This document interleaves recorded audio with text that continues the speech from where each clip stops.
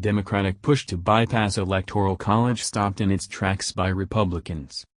Many Democrats, including Hillary Clinton, have been pushing for the Electoral College to be scrapped to change presidential elections to contests decided by the national popular vote.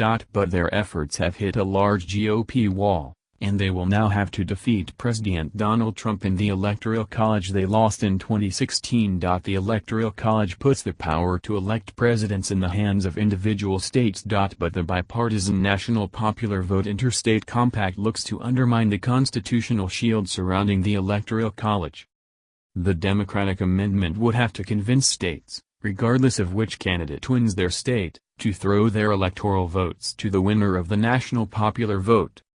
Supporters of Compact believe this won't require amending the Constitution, but that would likely be challenged in courts. The effort also ran into massive resistance from Republicans, who see the Electoral College as a viable path to the White House.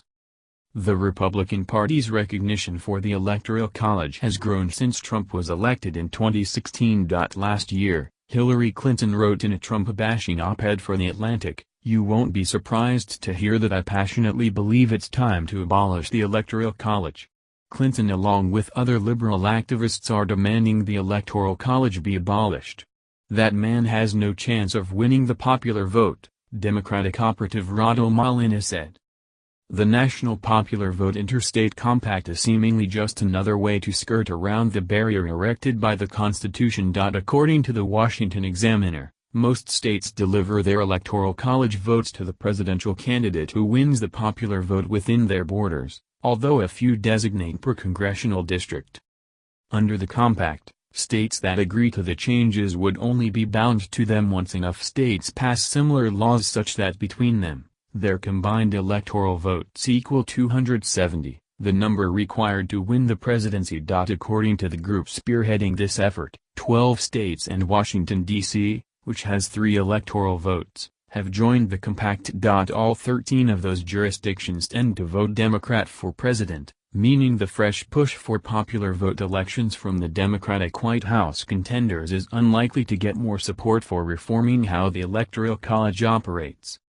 That would require a burst of support in red territory, unlikely at a time when many Republicans are resigned to Trump, and possibly future GOP nominees, losing the popular vote. But even if the political atmosphere changed and more states joined the compact, Laura Brown, a political scientist at George Washington University who has written extensively about the Electoral College, foresees an additional sticking point. Beyond the questionable constitutionality of this interstate but outside of Congress compact, this idea fails to recognize the possibility that a person's vote could be completely invalidated if the national popular vote goes in the opposite direction than the majority in their state, Brown said. This compact moves the representation even further away from a person's vote,